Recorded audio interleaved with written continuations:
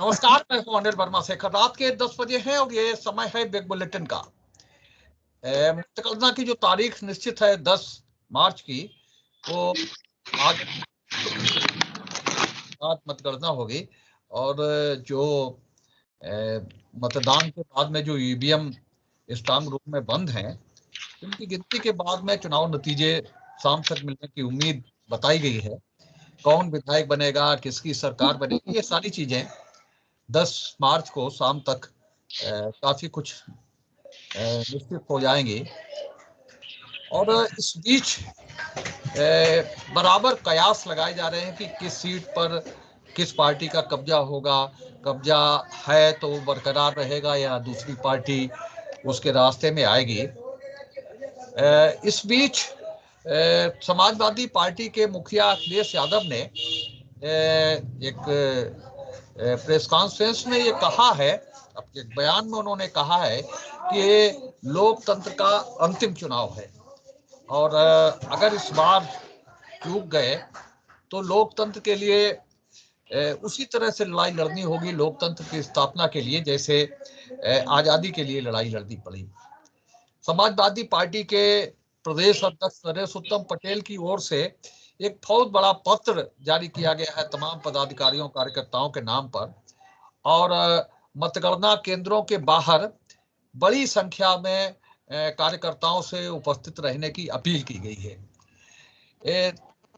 ये बार बार इन राजनीतिक दलों द्वारा ये अपील की जा रही है कि जो कुछ देश के बड़े जो न्यूज चैनल्स हैं उनके द्वारा जो एग्जिट पोल्स बताए गए हैं उन पर भरोसा न करें और पूरी तरह से सचेत रहें।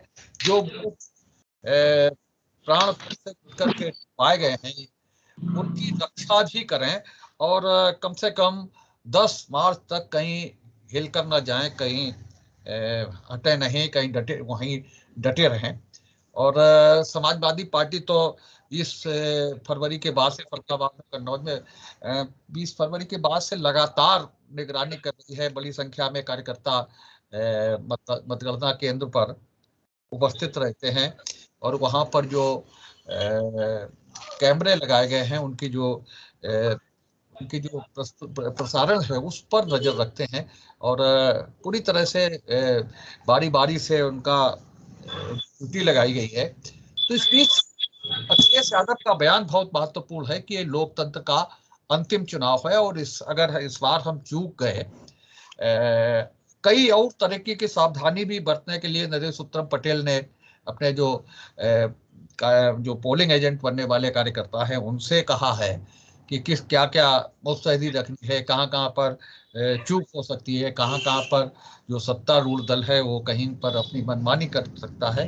तो ये तमाम सी चीजें समाजवादी पार्टी के उसमें हैं जिनको लेकर के सचेत रहने की अपील पार्टी के प्रदेश अध्यक्ष ने की है। और अखिलेश यादव का बयान तो अपने आप में काफी महत्वपूर्ण है। हम इन सारी चीजों पर भी चर्चा करेंगे और क्या कयास निकल करके आ रहे हैं फरीदाबाद की सीटों पर, कन्नौज की सीटों पर, उस पर भी चर्चा करेंगे।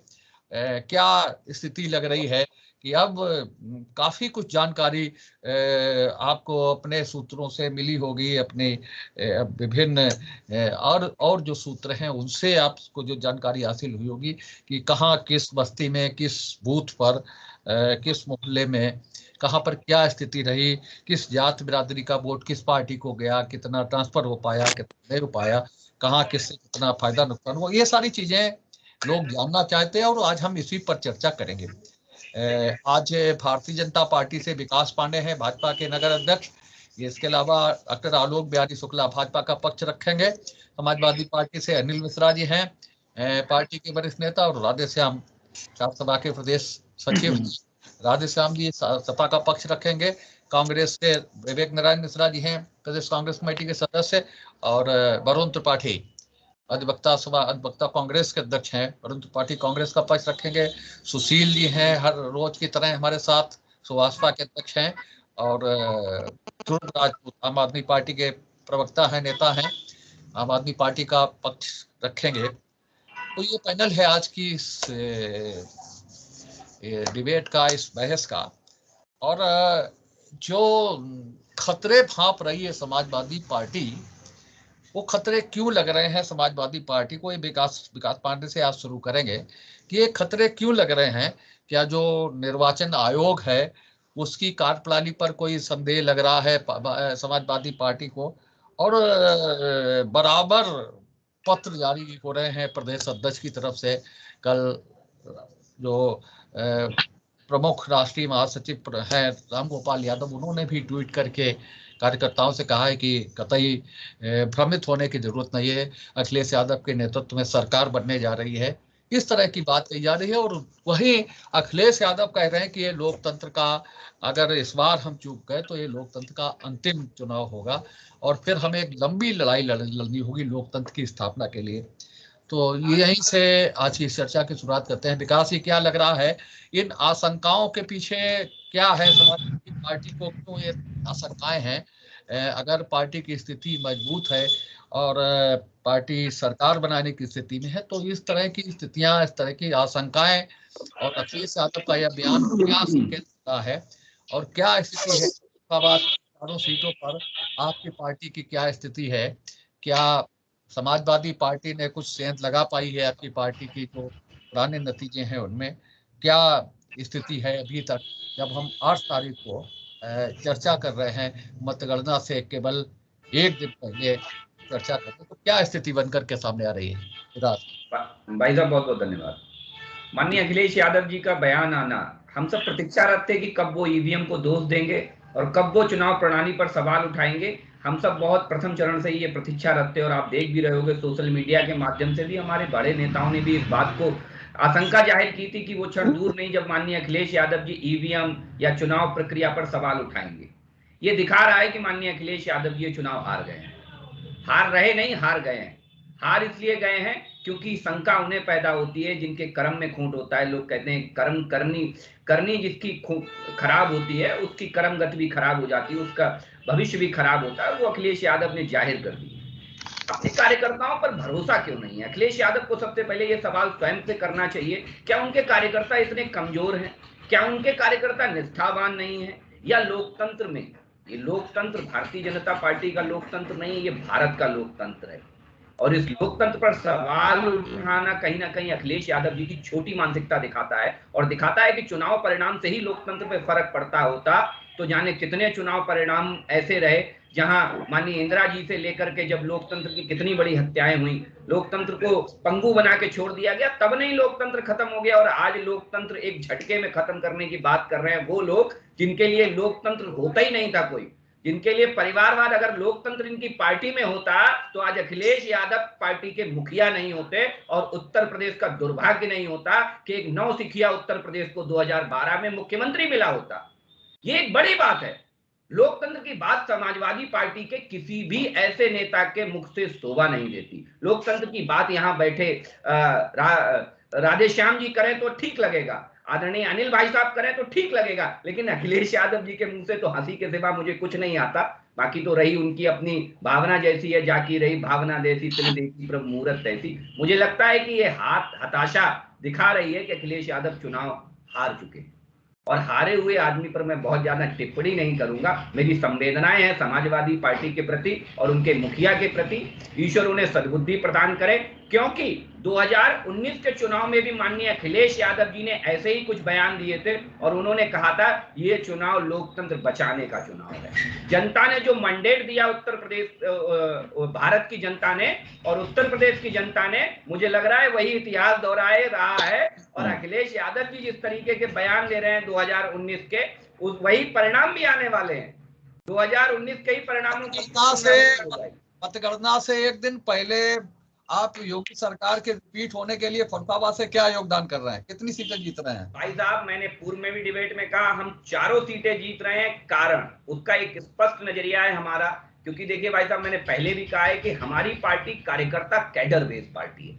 हम लोग बंधुआ मजदूरों की पार्टी नहीं रखते हैं। हमारे यहाँ कार्यकर्ता स्वतंत्र है, चाहे छोटा सा बूथ अध्यक्ष हो, वो अपनी बात रखने में, अपनी बात को कहने में स्वतंत्र है। और यही वो कारण था कि हमारे यहाँ पैसे के भाड़े के कार्यकर्ता नहीं चले। हमारे यहाँ एक एक कार्यकर्ता नीचे तक बूथों तक लगा रहा और कंटिन्यू काम करता रहा। और वही वो कारण है कि जहां आज भारतीय जनता पार्टी चाहे किसी भी प्रकार का सर्वे उठा करके देख लीजिए, सर्वे से इतर मैं ये दावा करता हूं कि सर्वे से भी हमें हो सकता है आगे ही जाकर के एक बड़ी लकीर खींचने को मिले। कारण देखिए, एक सबसे बड़ी चीज आई जो अभी मैं स्टैटिकली आपको एक बात और बता दूं आपके माध्यम से, कि जो चीजें आपको दिख रही होंगी कि ये फाइट 1-to-1 है, समाजवादी पार्टी और भाजपा के बीच में जो फाइट दिख रही है उसका बहुत हद तक कारण है कांग्रेस का नष्ट नाबूद हो जाना और कांग्रेस का सरेंडर कर देना, बहुजन समाजवादी पार्टी का सरेंडर कर देना।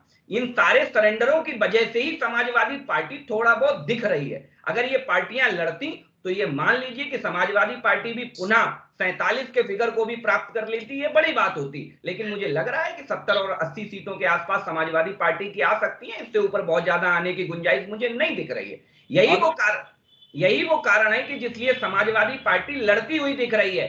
हमारा वोट बैंक बदस्तूर वैसा ही रहा है, हमने वो अपने वोट बैंक को बढ़ाया है पिछले 5 सालों में, चाहे वो राशन के माध्यम से हो, चाहे वो लाइन ऑर्डर के माध्यम से हो, हमने अपने वोट बैंक को बढ़ाने का काम किया है। यही वो बुनियाद है जिसकी बल पे हम ये कह रहे हैं कि चारों सीटें हम जीत रहे हैं। आलोक जी, क्या लग रहा अखिलेश जी के बयान के बाद में क्या स्थिति सामने आ रही है? देखो भाई, जैसा कि विकास पांडे जी ने बता दिया सब, और हम सब लोग पहले से आसान्वित भी थे कि समाजवादी पार्टी के माननीय राष्ट्रीय अरविंद सीट पे सुनने को आएगी। हम सब लोग पहले से कह रहे थे कि जब हारने लगेंगे तो ईवीएम पर ठीकरा फोड़ेंगे, चुनाव आयोग पर ठीकरा फोड़ेंगे। ये कहीं ना कहीं अब इस प्रयास में है कि किसी भी प्रकार से इस पूरी प्रशासनिक व्यवस्था को दोषपूर्ण ठहराने का प्रयास किया जाए, क्योंकि जब व्यक्ति हारता है तो हमेशा कभी भी अपनी तरफ आत्मान्वेषण नहीं करता है, वो हमेशा दूसरे पर ठीकरा फोड़ने का प्रयास करता है। वो प्रक्रिया शुरू हो गई है और इसका परिणाम है तरह की कार्य जग रहे हैं विभिन्न जहाँ पर निगरानी। आपको पता होगा कि पिछली बार भी इन सब लोगों ने ईवीएम पर जो प्रश्न चिन्ह लगाए थे, चुनाव आयोग से एक चुनौती दी थी कि इस ईवीएम में किसी प्रकार की कोई गड़बड़ी नहीं की जा सकती। अगर गड़बड़ी हो सकती तो समाजवादी पार्टी की सरकार में जब चुनाव हुआ था तो भारतीय जनता पार्टी को प्रचंड बहुमत मिला। बिल्कुल निराधार है कि किसी भी प्रकार की कोई गड़बड़ी हो सकती है। ये सही है कि हम अपनी हाथ को छिपाने के लिए कहीं न कहीं ठीकरा दूसरे पर फोड़ेंगे। ये चल रहा, ये प्रक्रिया शुरू हो गई और आने वाले एक दिन में और भी शुरू होगी। चलिए ध्रुव राजपूत। सर, अभी 10 मार्च से पहले किसी बात को कहना जल्दबाजी मैं मानूंगा, लेकिन फिर भी कयास जो लगाए जा रहे हैं वो पूरे उत्तर प्रदेश में भारतीय जनता पार्टी अधिक से अधिक 100 सीटें लाएगी, इससे ज्यादा नहीं निकलेंगी इनकी सीटें। और हमारे विकास पांडे जी ने जो अभी बताया कि चाहे वो राशन के माध्यम से वोट हमारा स्थिर रहा हो, चाहे कानून व्यवस्था के माध्यम से रहा हो, तो उसमें सर एक लाइन और भी जोड़ देते सर, किसानों की जो 5 किलो यूरिया चलेगी उसमें भी तो वोट गया होगा। तो छुट्टा जानवर जो है, जो खेतों को चर रहे हैं, जो भूसा आज 2000 रुपए पहुंच गया है, ये सिर्फ छुट्टा जानवरों की बदौलत है। क्यों किसान करना ही नहीं चाह रहा, क्यों? क्योंकि वो खेत में रखाए कि अपना घर रखाए, इस वजह से इसमें भी वोट गया है। तो ये मेरा मानना है कि भारतीय जनता पार्टी की सरकार कतई इस बार नहीं बनेगी। और आने वाले जो 10 मार्च को शाम को 5 बजे जो तस्वीर उभर के आएगी, वो तस्वीर ये स्पष्ट करेगी कि जो युवाओं पे लाठी चार्ज हुआ है वो भी आपको नजर आ जाएगा कि क्या हुआ है। रही आम आदमी पार्टी की बात, हमने मुद्दों के आधार पर चुनाव लड़ा और दिल्ली में जो हमने चुनाव लड़ा था, जो सरकार हमारी बनी थी, उन वादों को हमने पूरा करके दिखाया है। वही चीज हम यहाँ पर भी, जो वादे हमने किए उन्हीं के आधार पर हमने पंजाब में भी चुनाव लड़ा और यूपी में भी लड़ा। और यहाँ पर हम अच्छे वोट बैंक के साथ पदार्पण कर रहे हैं और 10 मार्च को आम आदमी पार्टी एक नया चेहरा बन के उत्तर प्रदेश में खड़ी होगी। धन्यवाद जी। देखिए भाई, अभी हमारे भारतीय जनता पार्टी के प्रवक्ता जी बोल रहे थे कि ईवीएम पर अपना दिमाग लड़ाकर बातचीत करेंगे। हर तरीके की बातें करते हैं, सही बात है, करते रहो। अभी मैं प्रमाण भी एक दूंगा, आज का ही प्रमाण दूंगा और 1 घंटे पहले का प्रमाण दूंगा ईवीएम के बारे में। भाई साहब, फर्रुखाबाद में 4 विधानसभाएं हैं। आप एक सांसद हैं, आपने कार्य भी बहुत विकास कराया, आपने पता है, सबको जानते हैं, पूरी जनता भी जानती है। आपको कहाँ विकास के दर पर वोट मिला होगा, आप भी जानते हो। दूसरी बात मैं आपको ईवीएम बता दूं, वाराणसी में शिवपुरा विधानसभा में भाई साहब आज 1 घंटा पहले, सिर्फ 1 घंटा पहले आपका एक छोटा हाथी यानी एक पिकअप भर करके ईवीएम मशीनें पकड़ी गई हैं। आप वीडियो प्लस समाचार 1 घंटा पहले आपको मैं अभी व्हाट्सएप भी कर दूंगा प्रमाण के लिए। वो भाई शिवपुरा विधानसभा में क्या अरविंद राजभर जी चुनाव लड़ रहे हैं और वो बहुत अच्छे मतों से जीत रहे हैं। अब फर्रुखाबाद की बात आ जाइए, फर्रुखाबाद में आप पता कर लिए, कल भी पेपर में आ जाएगा, कोई बात नहीं है।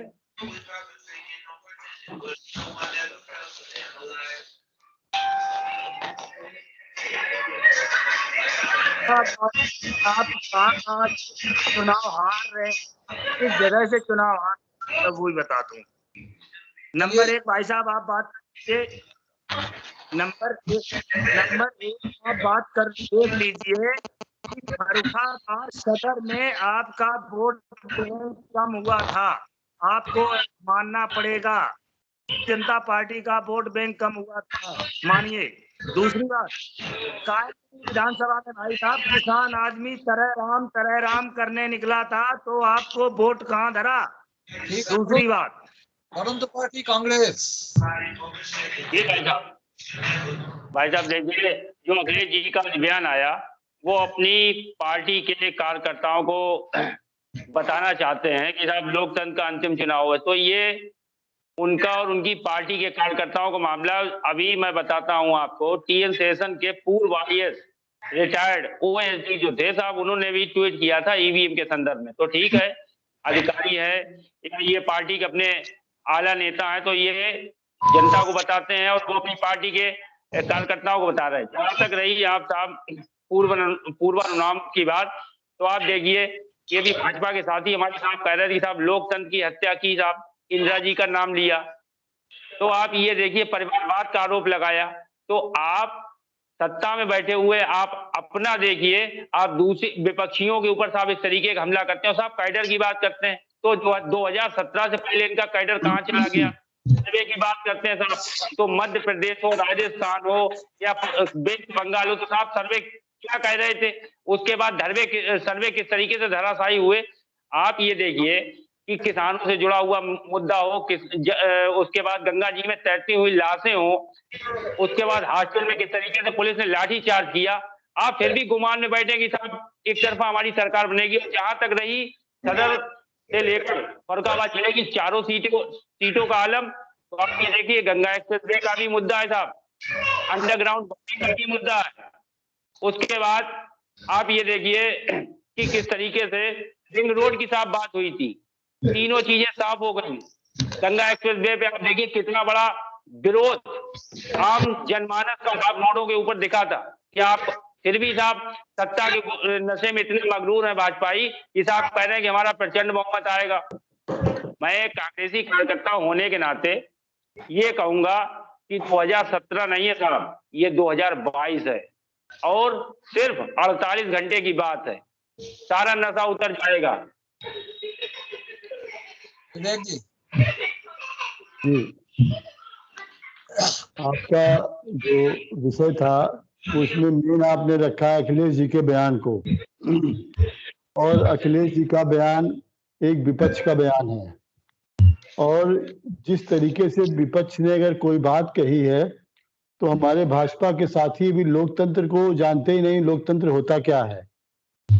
लोकतंत्र जान ले, लोकतंत्र में पक्ष और विपक्ष दोनों की अहमियत होती है, और अगर विपक्ष ने कोई बात कही है और पक्ष अगर वास्तव में है जन सरोकारों से जुड़ा हुआ, सत्ताजीवी नहीं है, तो वो विपक्ष के किसी बात का भी संज्ञान जरूर लेगा। और भाजपा के साथियों से तो बड़ा अजीब लगता है, ये अपने कहते हैं हमारे अलावा कोई भगवान राम का मानने वाला नहीं है, जो हमको माने वही हिंदू है। लेकिन भगवान राम का अगर आप देखें तो उन्होंने एक धोबी के कहने से सीता जी को निकाल दिया था।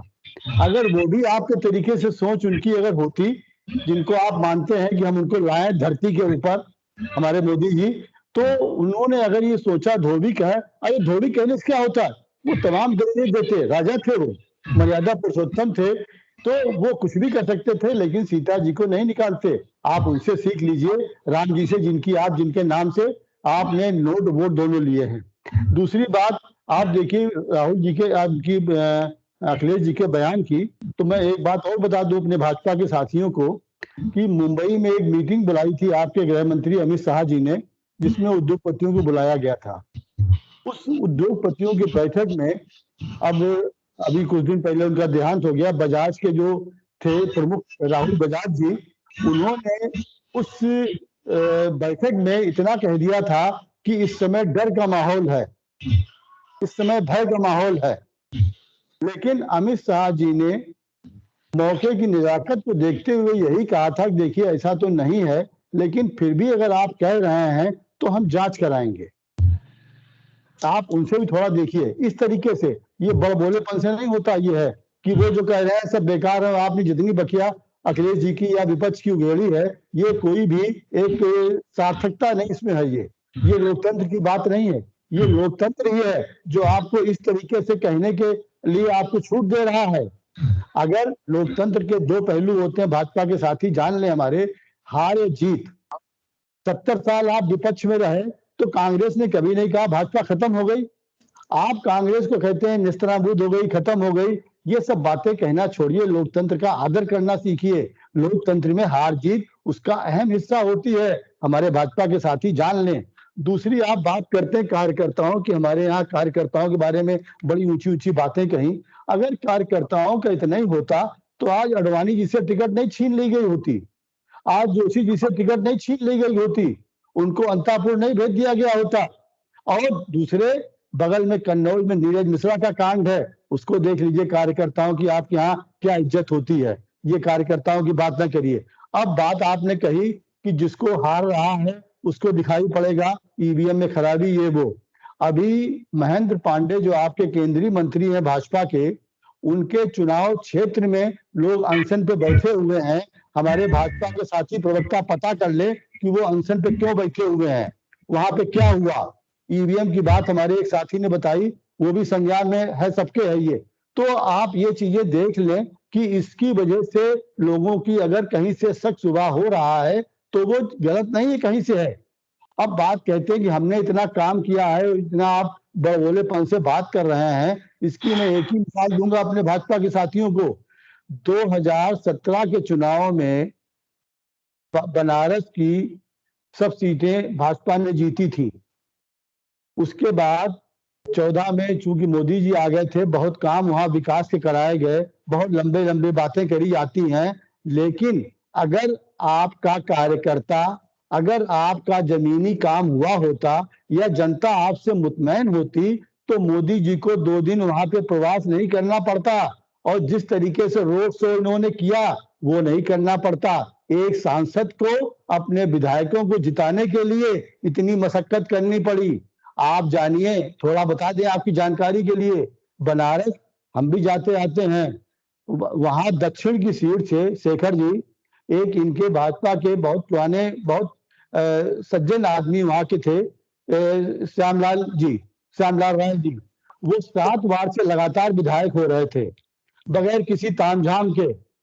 उनकी जगह पे अमित शाह जी ने टिकट दे दिया, वहां एक तिवारी जी को उनको मंत्री बना दिया, 3 मंत्री बने थे वहां से। आज उनको जिताने के लिए ये रोड शो या फलाने जो वहां अपने विधायकों जिताने करने पड़े, ये क्यों करने पड़े मोदी जी को? इसलिए कि जनता की नब्ज वो जान रहे हैं, आप नहीं समझ पा रहे हैं, लेकिन मोदी जी जान रहे हैं। इसलिए वो इस तरह से चुनाव के 2 दिन पहले प्रचार बंद होने के पहले एन टाइम उन्होंने वक्त चुना रोड शो का, ताकि आसपास की सीटों में भी उसका असर आए और बनारस की सीटें, ये आप जानिए कि आप नहीं समझ रहे, जो आप आश्वस्त होकर बात कर रहे हैं, लेकिन मोदी जी अगर इतने आश्वस्त होते तो इतनी रैलियां नहीं करते वो उत्तर प्रदेश के अंदर, ये आप जान लीजिए। ये राधेश्याम जी देखिए, जो बातें भारतीय जनता पार्टी की तरफ से निकल के आई और माननीय राष्ट्रीय अध्यक्ष जी ने प्रेस कॉन्फ्रेंस की, उसके संबंध में जो टिप्पणी की है, हम प्रतीक्षारत थे तब ईवीएम पे सवाल उठाए जाएंगे। कार्यकर्ताओं से अपील की जा रही है कि तैनात रहें, सजग रहें। क्या समाजवादी पार्टी के कार्यकर्ता इतने कमजोर हैं, इतने अकर्मण्य हैं, किराए के टट्टू हैं, हमारा कार्यकर्ता मजबूत है, पता नहीं क्या क्या कह दिया। अच्छा, जब हम लखनऊ पढ़ते थे, जब भी जाते थे, हमारे पिताजी बस में हमें बिठाते थे तो कहते थे, बेटा आराम से जाना, जगते हुए जाना, सो मत जाना, कोई जेब कतरा जेब न काट ले, झोले का ध्यान रखना, पैसों का ध्यान रखना। तो इसका मतलब ये तो नहीं कि हम अपनी बात की नजर में नकारा थे, अकर्मण्य थे, किराए के टट्टू थे, कहीं से इंपोर्ट होके आए थे। अपने कार्यकर्ताओं को, अपने साथियों को, अपने दल के नेताओं को अगर वो सजग रहने की हिदायत दे रहे हैं तो इसमें भैया आपको क्या परेशानी, ये बताओ।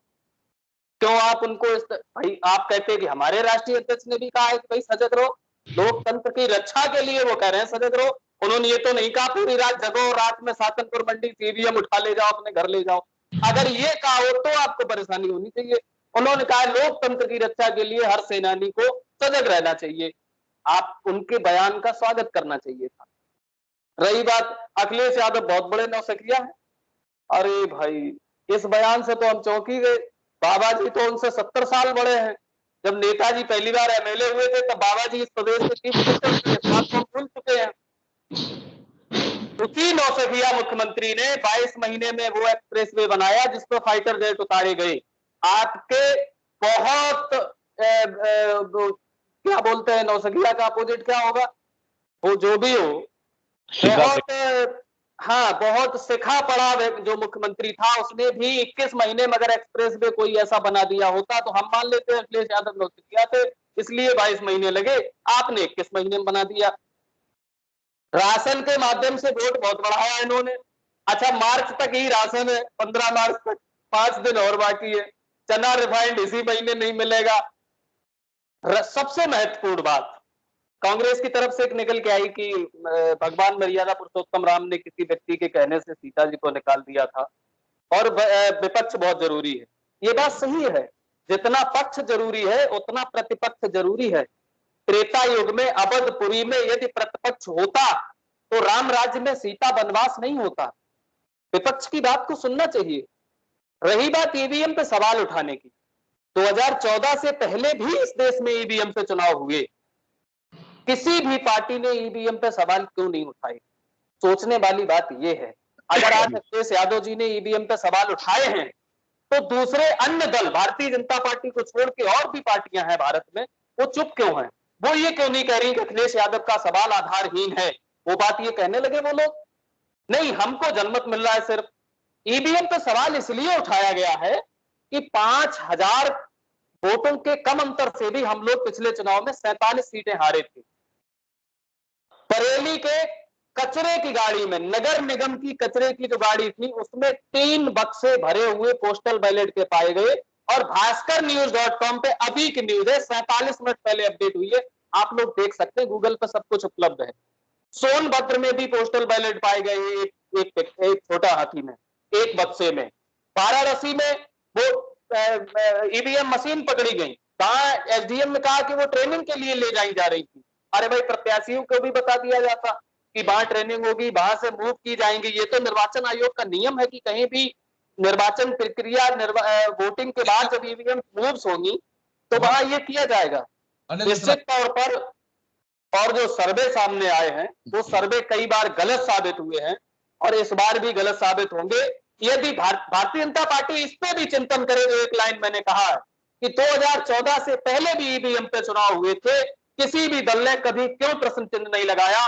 आखिर लोग अब क्यों प्रश्न चिन्ह लगा रहे हैं? इस पे आप मजाक न उड़ा के ऐसा चेहरा प्रस्तुत करिए कि ईवीएम पर लोग सवाल उठाना बंद कर दें। शेखर जी बहुत बहुत धन्यवाद। और मैं यहां से शुरुआत कर रहा हूं अपनी बात की। हमें ये देखना है रहेगी लहजे में अब धार कैसे, और तुम्हारे लफ्जों की कैंचियों से परिंदे होंगे शिकार कैसे। और ये वक्त हमेशा हर एक का न रहा न रहेगा, अब न बनेगा बेवकूफ कोई, तो रहोगे तुम होशियार कैसे। मत पेटियों में जनता जनार्दन की राय पहुंच चुकी है, विश्लेषकों ने भी अपना अपना अनुमान लगाया है। मुझे लगता यह है, मैंने एक किस्सा सुना था कि शुतुरमुर्ग का पीछा जब शिकारी करते हैं और रेगिस्तान में भागते भागते वो थक जाता है और उसे लगता है कि हम बच नहीं पाएंगे, तो रेत में एक गड्ढा खोद करके अपनी मुड़िया उसमें डाल देता है और उसके बाद में वो ये समझ लेता है कि हम सुरक्षित हो गए। कुछ इसी तरीके की बातें अभी भी हमारे भारतीय जनता पार्टी के सम्मानित हमारे साथी जो हैं वो कह रहे हैं। भाई खतरा क्यों नहीं है? अरे हम मेले में जाते हैं, दशहरे में जाते हैं, और उसके बाद भी जो हमारी जेब में रुपए होते हैं और जेब रुपयों से भरी होती है, तो वहां पे मेले में और भी लोग मेले देखने भी आते हैं, हमें कुछ जेब कतरों की भी चिंता होती है, तो हम बार बार अपनी जेब पे हाथ फेरते रहते हैं। अब आप अगर भारतीय जनता पार्टी के साथी वहां खड़े हैं तो वो कहेंगे भाई आप अपनी जेब पे हाथ क्यों फेर रहे हो? तो यार हम तो सच बात कर रहे हैं ना, इसमें कोई परेशानी की बात नहीं। दूसरी बात यह कि एक बात और कहूंगा, कई सवाल आए हैं और इसलिए हम एक एक करके जो है वो कुछ उनका भी जवाब दे दें। ये पिछले चुनाव में जो कार्यशैली रही है और जिस तरीके से लगा है पूरी दुनिया के लोगों को कि लोकतंत्र का उसकी प्रणाली को बिल्कुल दफन करके मनमाने तरीके से कार्य किया गया है, चुनावी जो है वो निपटाए गए हैं कार्य जितने थे, तो उससे भी खतरा हमको लगेगा।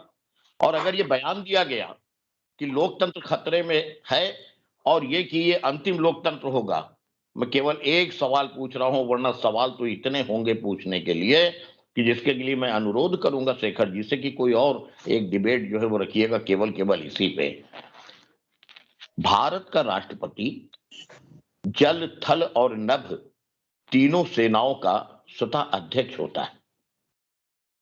फिर बीच में ये जो है वो अपने कोऑर्डिनेट करने के लिए एक सत्ता का केंद्र बिंदु जिस दिन से आया, क्यों आया और क्यों लाया गया, ये मैंने एक सवाल उछाल दिया है, इसको सोचिएगा। और इसको जागरूक लोग जो है वो सोचते भी घूम रहे हैं। अच्छा, तीसरी बात, मैं एक कई मुद्दे हैं, आपने सबसे आखिर में मौका दिया है मान्यवर, मुझे ये बताइए जरा, अभी जो है वो बात आ गई कि साहब बंधुआ मजदूरों की पार्टी है सपा। ठीक है भाई, आप स्वतंत्र हो, आप सोचते रहो, लेकिन भाई मेरे हम ऐसे बंधुआ मजदूर नहीं है कि जो हमने देखा कि बाकायदा खाली अमित शाह और मोदी जी के बंधुआ मजदूरों की पार्टी रही हो, या उत्तर प्रदेश में केवल योगी जी की और सुनील बंसल के बंधुआ मजदूरों की पार्टी रही हो। तो भाई मतलब जो है वो अपने ठठेरे ठटाई नहीं होती, कम से कम इसको भी सोच लीजिए। और आगे आ जाइए साहब कि मतदान के दिन जो है वो अगर ईवीएम के खतरे की है और उसकी निगरानी करी जा रही है, अलग अलग क्षेत्रों में क्या हुआ था, जिस जिस दिन मतदान हुए हैं प्रथम चरण से लेके और आखिरी चरण तक देख लें। और ये जो है मैं बहुत शुक्रगुजार हूं और धन्यवाद देता हूं हिंदुस्तान के जो है सोशल मीडिया को और स्वतंत्र पत्रकारों को, आपके जैसे स्वतंत्र और निर्भीक पत्रकारों को, कि जिन्होंने पूरा का पूरा चेहरा दिखाया। ईवीएम में जो है वो अपने बेकार हुई और कार्यप्रणाली बाधित हुई, मतदान बाधित किया गया। कहीं पुलिस वालों ने जो है मतदेय स्थल के ऊपर जाने से रोका, कहीं और भी सब प्रयास कर लिए गए, और वो हताश मानसिकता सामने जब आई तो हम सतर्क हैं और हमें सतर्क रहने की और भाई साहब ठीक है, ठीक है भाई साहब, अब मुझे लग रहा है समय नहीं रह गया। हाँ भाई साहब, एक रात हम भी जल चुके हैं, भाई साहब हम बनकर मचल चुके हैं। भाई साहब नहीं नौजवान हो, तजुर्बे में हमारी बात कह लेने दो, उसके बाद बोलना। अरे एडिटर महोदय ने कहा है, एडिटर महोदय ने बोलने के लिए कहा है। देखिए अनिल जी, ये अगर बार बार होगा तो नहीं चलेगा। समय समाप्त हो रहा है भाई, बहुत 5 मिनट रह गए कुल हमारे पास। रहेगा 1 मिनट में, ये क्यों बीच में बोल रहे हैं? मैं आखिर में एक बात कह दे रहा हूँ, हाँ, ईवीएम के ऊपर और ईवीएम की तकनीकी जो है कारणों के ऊपर मैं आपसे अनुरोध करूंगा कि एक दिन और रख लीजिएगा पूरी बहस, और तकनीकी तौर के ऊपर तैयार होकर के आ जाए भारतीय जनता पार्टी। ठीक है साहब, ठीक है। क्योंकि व्यापक रूप से प्रश्न आए हैं, इसलिए केवल 2 मिनट में खत्म कर दूंगा, 120 सेकेंड। सबसे पहली चीज, गुमान में बैठे हैं, गुमान में बैठने का जिक्र कांग्रेस ने किया। हम गुमान में नहीं, हम विश्वास में बैठे हैं, क्योंकि गुमान में गलत बात है। डरिए मत भाई साहब, मैं वही कह रहा हूं, सुन लीजिए, आप आराम से सुन लीजिए। दूसरा, राहुल बजाज का जिक्र किया गया। राहुल बजाज उद्योगपति से पहले एक कांग्रेसी थे, ये आप अपडेट कर लीजिएगा। और हर उस व्यक्ति को जिसे इमरजेंसी में डर नहीं लगा, उसे 2014 में केवल सरकार बदलने से डर लग गया, केवल प्रधानमंत्री बदलने से डर लगने लगा। क्योंकि कारण क्या था, ये आपको बहुत अच्छे से पता है। दूसरी चीज, चुनाव में मशक्कत की भी बड़ी बड़ी बातें की, रोड शो करने गए। अरे भाई, चुनाव को सीरियस लेते हैं हम तो वहां भी जाकर के चुनाव में उतने ही तन्मयता से प्रतिभाग करते हैं। उस हैदराबाद में जहां की 70% आबादी मुस्लिम है, हम वहां भी जाकर के चुनाव में उतनी ही तन्मयता से मशक्कत करते हैं। और जो चुनाव को मस्खरा समझते हैं, वो भरे चुनाव में बता दें कि उन्होंने रोड शो कहां किया, कांग्रेस के युवराज ने बता दें कि कांग्रेस ने कितना सीरियस लिया। ना वो लोकतंत्र को सीरियस लेते हैं, ना लोकतंत्र के त्योहार चुनाव को कांग्रेस सीरियस लेती है। तो जो सीरियस नहीं लेते हैं, वो ऐसे ही सवाल करेंगे जैसे अखिलेश यादव ईवीएम पे सवाल कर रहे हैं, और वो हमारी मेहनत पे सवाल कर रहे हैं। हमारे यहाँ चुनाव मजाक नहीं होता। दूसरा, एक एक्सप्रेसवे बनाने को 22 महीने का जिक्र किया गया। 22 महीने इसलिए एक्सप्रेसवे में लगे क्योंकि हमने 5-5 एक्सप्रेसवे बनाए, और हमने चुनाव के लिए वोट के लिए एक्सप्रेसवे नहीं बनाए। अरे सुनिए भाई साहब, हमने 5-5 एक्सप्रेसवे बनाए। डर गए, हमको आईना दिखाया। अरे भैया, हमने बनाया, पैसा हमने दिया, हमने बनाया भैया।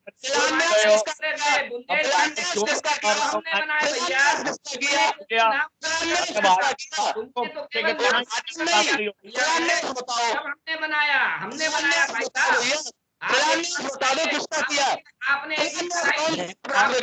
अरे लाडे साहब जी, इन्होंने बड़े काम किए हैं। गाड़ी चढ़ाने से लेके क्योंकि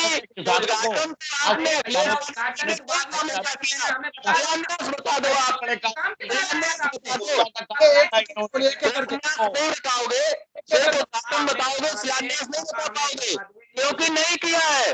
जमीन पूर्वांचल एक्सप्रेस वे की समाजवादी पार्टी की सरकार में खरीदी गई थी। 25% जमीन एक्वायर हो पाई थी, और उसमें भी घोटाला था भाई साहब। किए गए, अपने चेहरों को चेक कर दिए थे आपने। भाई ये बात बताइए, अगर घोटाले पे साहब तो घोटाले बताओ कि क्या क्या था, घोटाले क्या क्या थे, ये नोट करते चलिए जनाब, घोटाले पे भी रखिए एक डिबेट, ईवीएम पे रखिए। बताइए, क्या आपको जांच करा के प्रधानमंत्री को बना। एक सवाल रह गया है आदरणीय सुशील जी, एक सवाल छूट गया, बस इसका जवाब दे दूं। एक सवाल छूट गया था 2014 से पहले सारे सवाल सुनूंगा।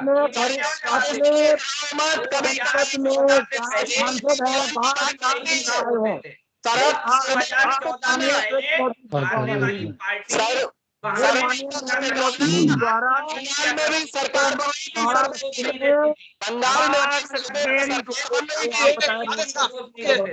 विकास जी रुकिए, अब कैसे बोल रहा देखिए, भाजपा का एक ही फंडा है। देखिए, भाजपा का एक ही बात है कि जो सही बात कहे वो कांग्रेसी हो गया, जो सही बात कहे वो देशद्रोही हो गया, और जो भाजपा को ना माने वो हिंदू नहीं है। तो ये भाजपा का सीधा फंडा है। ये भाजपा को जो ना माने वो हिंदू नहीं है, जो भाजपा का विरोध करे वो देशद्रोही है, जो सही बात कहे वो कांग्रेसी है। ये भाजपा का फंडा है। अरे भैया, हम तो राहुल बजाज की बायोग्राफी कर रहे हैं भाई, हम नहीं कर रहे राहुल बजाज की। जो सही बात कहे वो कांग्रेसी है या देशद्रोही है। न खाऊंगा सुप्रीम कोर्ट ने क्या सुप्रीम कोर्ट ने कह दिया है कि सरकार की राय से सहमत न होना देशद्रोह नहीं है। 75 की इमरजेंसी सुप्रीम कोर्ट ने कह दिया है, सुप्रीम कोर्ट ने कहा है कि सरकार की राय से अगर कोई सहमत नहीं है तो वो देशद्रोह नहीं है, ये सुप्रीम कोर्ट ने कहा है।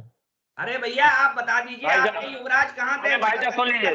सुप्रीम कोर्ट ने कहा है, सुप्रीम कोर्ट ने कहा है कि सरकार की राय से इत्तेफाक न रखने वाला देशद्रोही नहीं होता है। ये सुप्रीम कोर्ट ने कहा है कि जो आपकी बात न सहमत हो वो देशद्रोही हो गया।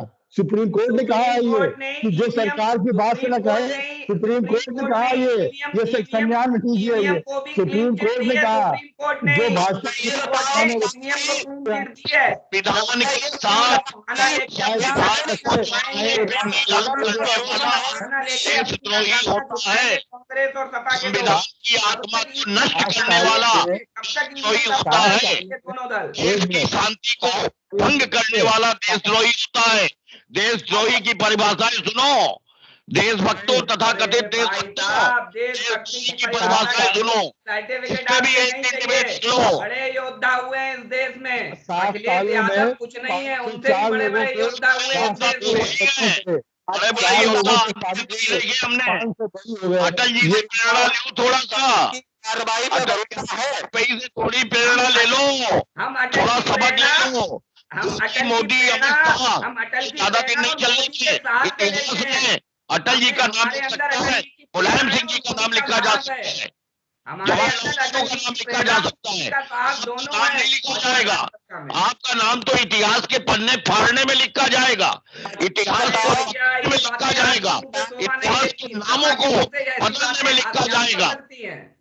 अच्छा ये बताओ विकास जी, आपको सदन की कार्रवाई फैसले को भारतीय जनता पार्टी का बता करके इतिहास सदन को भरोसा है ना, सुप्रीम कोर्ट को भरोसा है, ये तो मैं वाले हैं, मैं समाज का भरोसा नहीं, आपको तो राहुल गांधी पे आपको तो राहुल गांधी पे भरोसा नहीं है। दिखाया गया कि नहीं दिखाया गया? दिल्ली की विधानसभा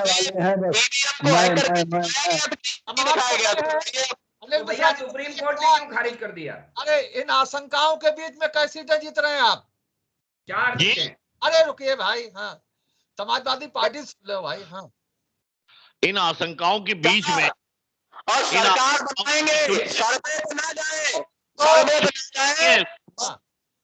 अरे सुनिए, ये सब आशंकाएं और इसके साथ में पूरी की पूरी तिकड़म, पूरी की पूरी मक्कारी सब हो जाए, उसके बाद भी हम क्या जीत रहे हैं सीट? हमें जनता जनार्दन जिता रही है 4 सीटें। ये कहिए कि जनता जनार्दन कितनी सीट जिता रही समाजवादी पार्टी को? जनता पे तो भरोसा ही नहीं है आपको, जनता पे तो भरोसा ही नहीं है, ना कार्यकर्ता पे भरोसा है, ना जनता पे भरोसा है।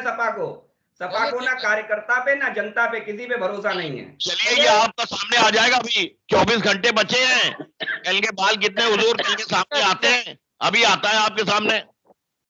चलिए, भाजपा और सपा दोनों के दावे हैं कि फर्रुखाबाद की 4 सीटें उनके खाते में जा रही हैं। आज हमने चर्चा की, आज की चर्चा में भाग लेने के लिए विवेक जी का, राधेश्याम का, विकास का, आलोक जी का, अनिल मिश्रा जी का, सुशील का और वरुण त्रिपाठी का और ध्रुव राजपूत का बहुत बहुत धन्यवाद। हम कल फिर मिलेंगे एक नई बहस को लेकर, एक नई जानकारी को लेकर के, चुनाव के बारे में एक नया कयास लेकर के, एक नई एग्जिट पोल लेकर के। तब तक के लिए इजाजत दीजिए। शुभ रात्रि।